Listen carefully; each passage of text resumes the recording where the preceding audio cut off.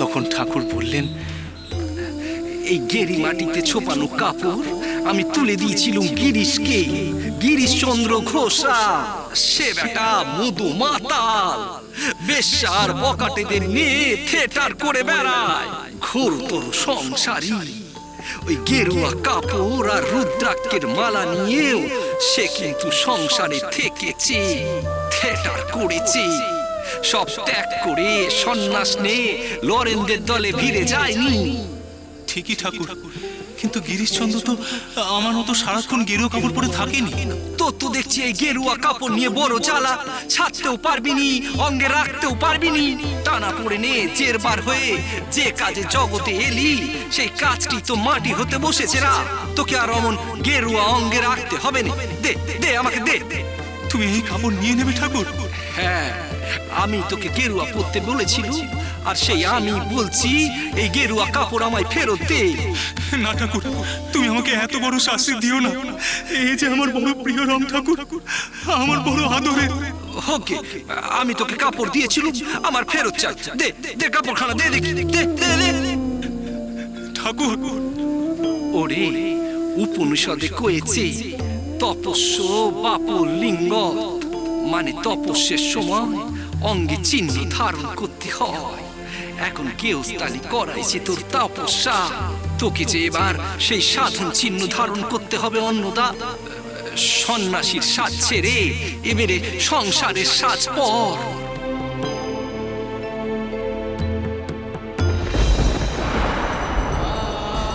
এনে ধর, এ তোর শান্তিপুরি ধুতি আর তোর পীরেন। এখন থেকে এগুলো পরবি।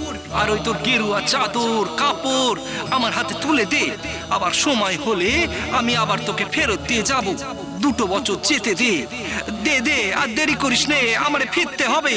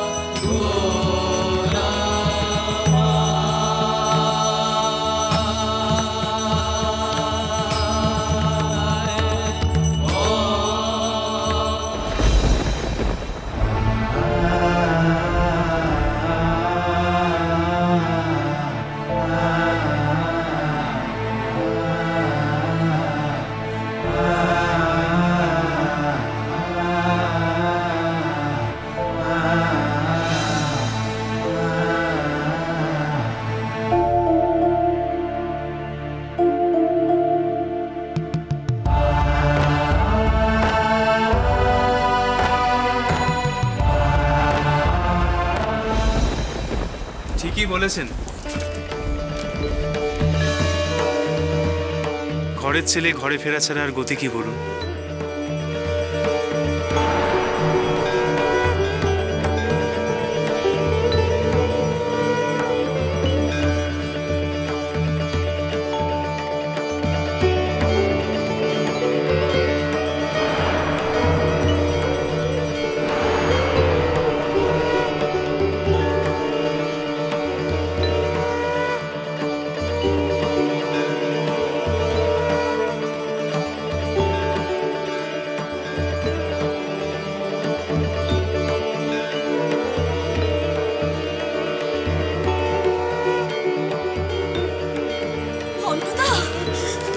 এসেছিস বাবা? আমাকে না বলে কোথায় চলে গেছিলি? মায়ের মনে এমন করে কষ্ট দিতে হয় বাবা? মা, মা তুমি ভেবো না, আমি তোমাকে না বলে আর কখনো কোথাও যাব না। গায়ের মাতব্বররা আমার গেরুয়া পরা নিয়ে অনেক শর্ত জারি করছেন, আমার পরিবারের মানুষজনদের সমস্যায় ফেলছেন। তাই আমি গেরুয়া ছেড়ে পোশাক বদলাতে গেছিলাম। মা,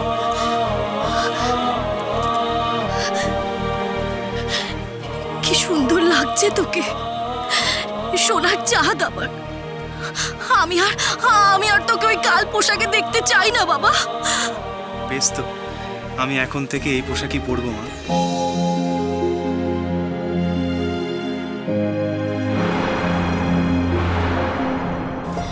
আর এই যে আপনারা তো আমাকে দেখতেই পাচ্ছেন, আমি কিন্তু এখন আর সন্ন্যাসী নই। আমি একজন গৃহস্থ মানুষ, বিবাহিত, সম্পূর্ণ সংসারী। আর নিশ্চয়ই আমাকে নিয়ে আপনাদের কোনো সমস্যা নেই।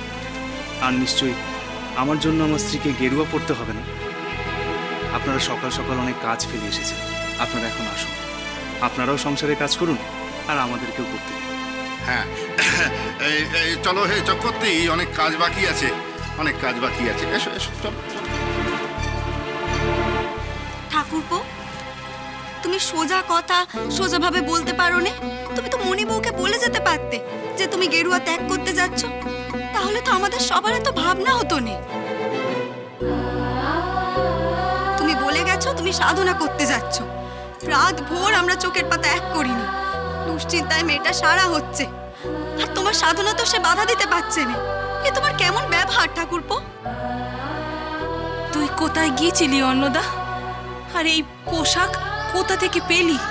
তুই তো গেরুয়া পরার আগেও এমন পোশাক পরতিস না বাবা। কে দিল তোকে এ পোশাক? ঠাকুর শ্রী রামকৃষ্ণ পরমহংসদেব আমাকে দিয়েছেন। যিনি আমাকে গেরুয়া পরতে বলেছিলেন, তিনি নিজে আমাকে এই পোশাক দিয়েছেন। সত্যি বৌঠান, আমার মন বড় চঞ্চল হয়ে উঠেছিল, তাই গতকাল রাতে আমি জঙ্গলে গেছিলাম। ওই গেরুয়া পোশাক পরে আমি সংসারে কিছুতেই মন দিতে পারছিলাম না। তাই আমি ঠাকুরকে ডেকে বললাম যে এই অঙ্গে গেরুয়া পোশাক পরে আমি কি করে নিজের স্ত্রীর সেবা করব, কি করে সংসার করব। এ তো জেনে বুঝে বিশ্ব চরাচরে আজ পর্যন্ত যে কজন মানুষ সন্ন্যাসী হয়েছে তাদের সবাইকে অসম্মান করা হয়, অপমান করা হয়। কিন্তু এক রাতের মধ্যে যে তোমরা আমাকে নিয়ে এতটা চিন্তা করবে তা আমি সত্যি বুঝতে পারিনি। ভরপোড়া গরু তো সিঁদুরে মেঘ দেখলে ডরাবেই। শ্রী রামকৃষ্ণ পরমহংসদেবের অশেষ করুণা, উনি তোকে সংসারে ফিরিয়েছেন। শুধু সংসারেই ফেরাননি, উনি তোকে সংসারী করে সংসারে ফিরিয়েছেন। আয় বাবা ভেতরে আয়, আজ হাট বার, তুই আমার সঙ্গে হাটে যাবি। আয় এসো তিলোত্তমা, ভেতরে এসো। আয় বাবা ভেতরে আয়, শ্যামা ভেতরে আয়, ভেতরে আয়।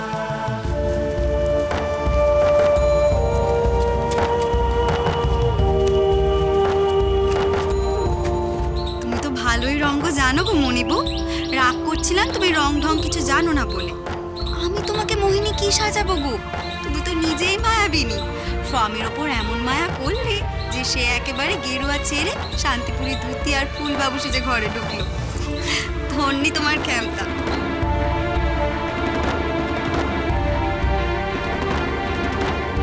উনি কি সত্যি এতটা বদলালেন, নাকি ঠাকুর রামকৃষ্ণ পরমহংসদেবের কথায় উনি পাকাল মাছ হলেন, সংসারের পাকে থাকবেন কিন্তু কিন্তু গায়ে পাক লাগবে না?